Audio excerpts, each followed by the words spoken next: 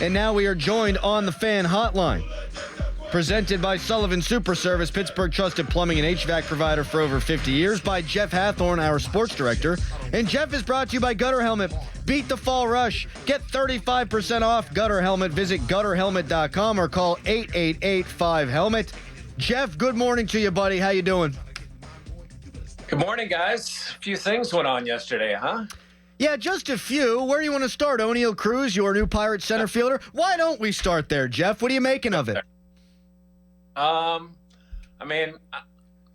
think it was time. I know he has done some things. There are times you watch him make a play at short and you're like, wow, that's pretty impressive. But I think they had to make a move.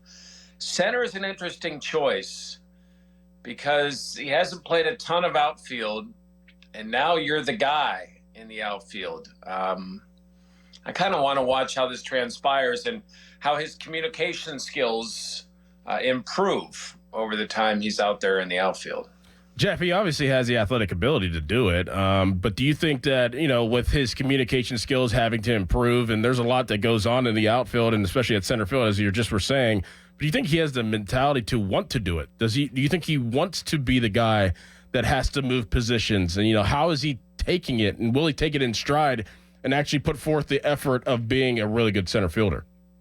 Well, both Shelton and Cherington said he was, quote, disappointed. I'm guessing maybe borderline pissed off because he's worked so hard. Like, his whole identity, like, you remember, Dorn, you probably were a shortstop.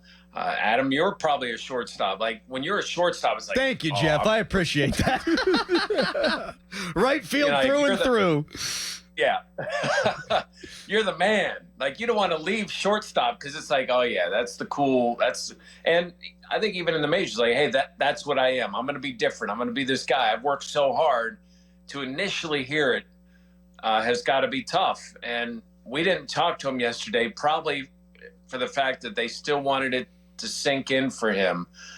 If he puts the kind of effort he puts into shortstop and some of the extra work he did with all of his footwork, I think he can be successful. I just haven't seen it. So until we see it, I want to reserve judgment. But, man, I don't remember. I mean, Van Slyke had a big arm, like someone that had an arm like that in center. Obviously, in Pittsburgh, we've seen some great arms in right field. That will be interesting. No doubt about it, and I think he has the ability to be a very good center fielder.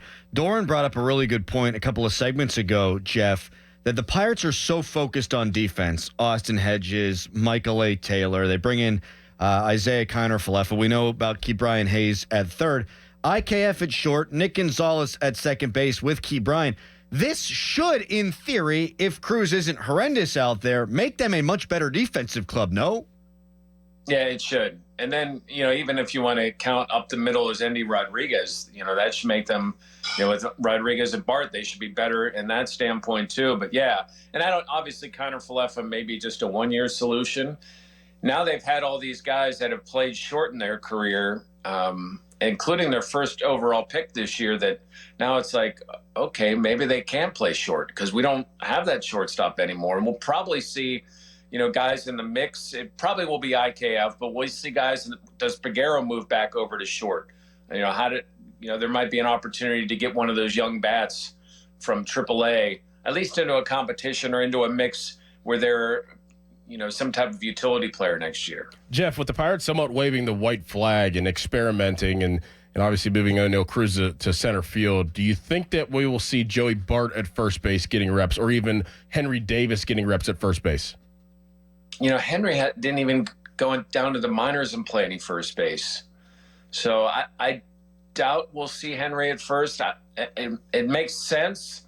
But there's something that they don't see or they don't see a good fit for him at first base, at least not at this point. Joey Bart, maybe. I think that's interesting because if you have Endy catch, I don't know what Henry is. Henry's got to prove himself as a major league player. Maybe he does that over the last couple of weeks here. But yeah, I think that's an intriguing one. Although what I would want at first base next year isn't on this roster right now.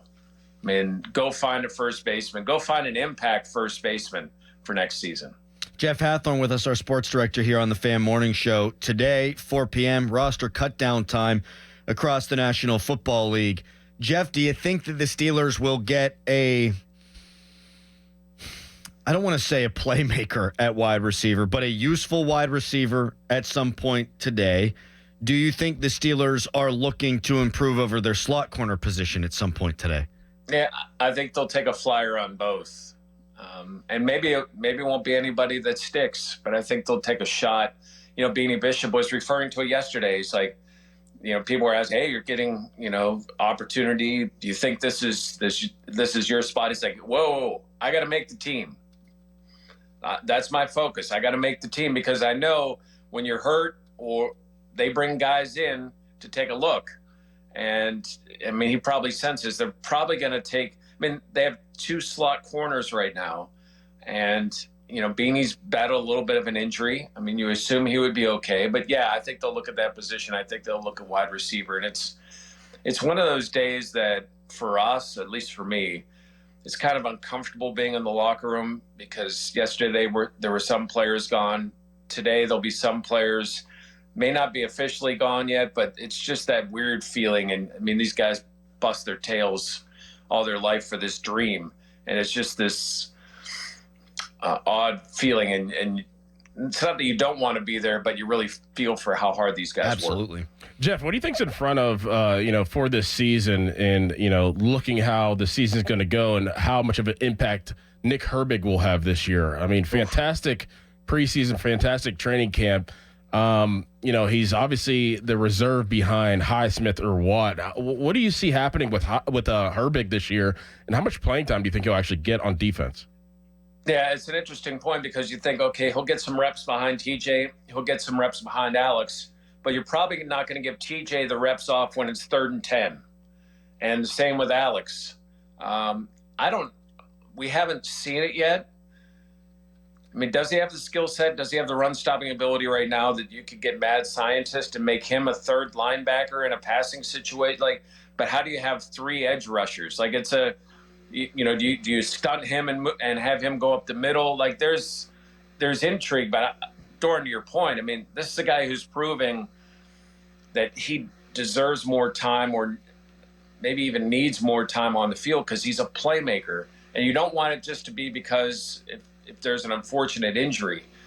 But maybe there's some way, or, you could keep some of those guys even fresher. But again, I'm not going to take TJ off the field in those key passing situations. And Alex has proven to be really good. So I guess it's a good problem to have, but man, this dude, he's really showing off that speed in the preseason.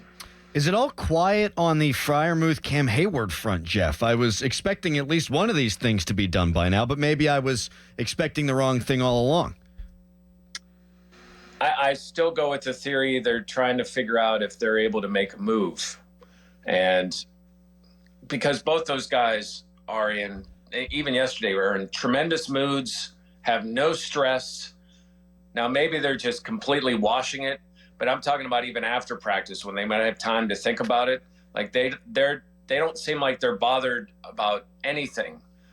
Again, that could be completely separate from what their contract situation is, but they've still got a little time. We see it take a while with TJ. I'm surprised that at least one of them has happened, but I'm not overly concerned that neither is going to sign at this point.